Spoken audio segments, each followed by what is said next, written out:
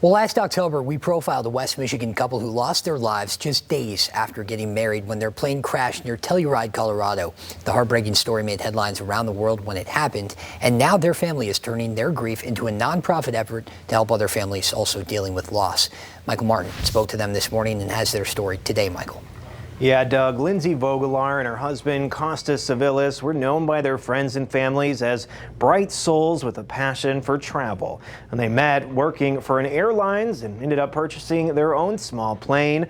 A dream come true for the couple, but just days after they married in a private ceremony near Telluride, Colorado, that plane would go down, cutting their lives short and leaving their families dealing with the unimaginable loss. Their story touched so many lives. They were amazing people. Almost a year ago, in October of 2020, West Michigan native Lindsay Vogelaar married the love of her life, Costas Civilis, in the wilderness of Colorado, flying out there in their own plane. But just days after they said their vows, their plane went down in the mountains just east of Telluride, devastating their families left behind. Fox 17 sat down with Lindsay's parents and siblings after it happened. Everyone that came across her just liked her. She just was that friendly, outgoing type. And that's not only locally here, but that's throughout the world. Say hi to your sister. Hey, Cora. She was my best friend, and I talked to her every day and FaceTimed with her every single day. I was planning my life with my husband to move down to Florida to be with them. Her sister Courtney, in recent months, taking her profound sense of loss and channeling it into helping others struggling with trauma. Ever since it happened in October, literally multiple times a day, I was thinking, like, what is my purpose now? Like, what am I gonna do from here?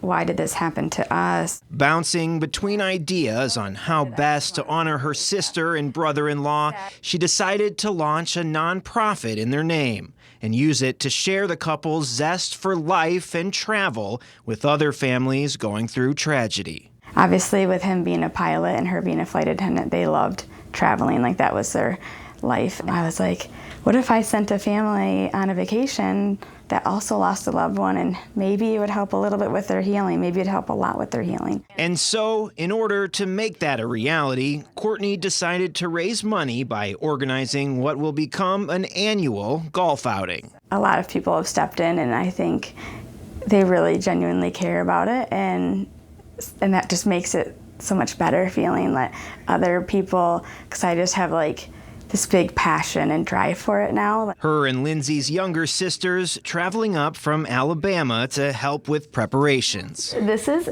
Addie, and this is Shaylee. Set for Saturday morning at the Saskatoon Golf Club in Alto, Courtney plans to send one family on a trip this year with the money they raise. I have almost 100 golfers, which is crazy for 2 months of notice.